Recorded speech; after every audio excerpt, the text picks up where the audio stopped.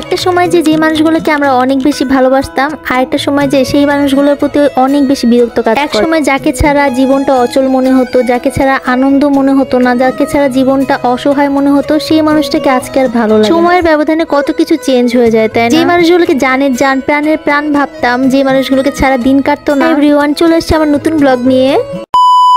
আসসালামু আলাইকুম আমার প্রিয় বন্ধুগণ, কেমন আছো তোমার সবাই? আলহামদুলিল্লাহ ভালো আছি। আজকে সকালটা অনেক বেশি সুন্দর। সকাল থেকে সারাদিন কি করলাম তাই থাকছে আজকে। সকালে ঘুম থেকে উঠে আমার প্রকৃতি দেখতে অনেক বেশি ভালো লাগে, আর আজকে ওদের অনেক বেশি বৃষ্টি হচ্ছিল, কি যে সুন্দর লাগছে। তারপরে ভাবলাম একটু ব্রাশটাও করে নেই। বলতেছিলাম তোমাদেরকে, আমি জীবনে কাউকে যখন ভালোবাসি পুরোটা দিয়েই ভালোবাসি, মানে যখন কাউকে আপন করে নেই তাকে সম্পূর্ণটা দিয়ে আপন করে নেই। তার জন্য আমি সবকিছু করি, যা কিছু দরকার হয়, তার উপকার বলতে গেলে সবকিছু। কিন্তু সেই মানুষগুলো না আমাদেরকে ব্যবহার করে। আমি সবসময় লাক্স এই বডি ওয়াশটা ইউজ করি, আর এটার গ্রানটা আমার কাছে এত বেশি ভালো লাগে, সো বিউটিফুল। মানে সারাদিন একদম ফুরফুরা থাকে আমার মনটা, গায়ে থেকে সুন্দর একটা স্মেল আসে। দুনিয়াতে মানুষগুলো কেমন জানি স্বার্থপর হয়ে গেছে, কেউ কারোর জন্য না, শুধু স্বার্থের জন্য সবাইকে। যখন স্বার্থ শেষ হয়ে যাবে তখন আর সেই মানুষটা আপনাকে আর চিনবে না। কি আশ্চর্য! খুবই কষ্ট পাই, অনেক বেশি কষ্ট হয় এইসব মানুষের কাছে। কেন আমি কষ্ট পাইতে যাই আমি নিজেও জানি না, কিন্তু আমার মনে একটু মায়া বেশি। কি করবো বলে মাঝে মাঝে বলি, আল্লাহ এত কেন মায়া দিছো, কেন এত খারাপ লাগে মানুষের জন্য। পুরো মনটাকে বুঝাই। যাই হোক, মানুষের জন্য করা মানে হচ্ছে কি আল্লাহর রাজি খুশির জন্য করা। সুতরাং মানুষকে করলে আল্লাহ তাআলার কাছ থেকে চাইতে হবে, অন্য তার কাছ থেকে কোনো কিছু আশা করা যাবে না। এইভাবে করে মনটাকে বুঝাইলে দেখবেন যে মনটা অনেক বেশি শান্ত হয়ে যাবে, ভালো হয়ে যাবে। আর আমাদের তো আল্লাহ তাআলার রাজি খুশির জন্য সবকিছু করতে হবে, তাই না? একটা স্বভাব আছে, সেটা হচ্ছে কি যখন আমি কাউকে ভালোবাসি, পরিপূর্ণভাবে ভালোবাসি, আর যখন তার কাছ থেকে মানে তার ব্যবহার আমি কষ্ট পাই, তখন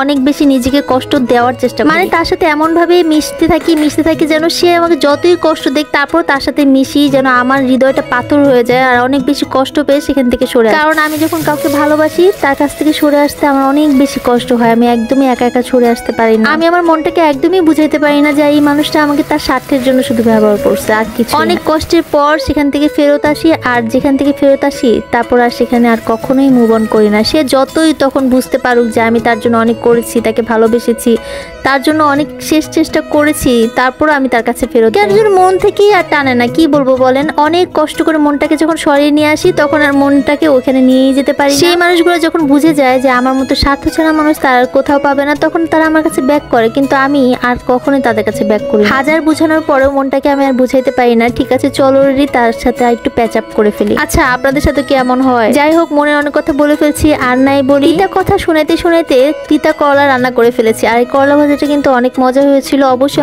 আপনারা মানে বেশি তেলে হচ্ছে করলাটা ভাজি করবেন, তাহলে অসম্ভব মজা লাগে। আম্মুকে বলি মাঝে মাঝে আমি রান্না করি, নিজেকে রান্না করে আম্মুকে খাওয়াইতে অনেক বেশি ভালো লাগে। এখনো তো আম্মুর কাছেই আছি, তাই না? আম্মুকে যত বেশি আদর কদর ভালোবাসতে পারি তাহলে জীবনটা সার্থক। আর একটু সন্ধ্যাবেলা একটু পুরি নিয়ে আসছিলাম, পুরি আর হচ্ছে কি একটু মুরগি দিয়ে খাচ্ছিলাম, কি যে ভালো লাগতেছিল। আর মুভি দেখতেছিলাম। আমি আমার ছোট বোন মুভি দেখতে অনেক বেশি পছন্দ। যখনই বাসায় থাকি ছোট বোন আমি মুভি দেখি, এরকম খাওয়া দাওয়া করি, পা দুলাইতে মুভি দেখি আর খাওয়া। সবাই ভালো থাকবেন, সুস্থ থাকবেন, আমার জন্য দোয়া করবেন। টাটা।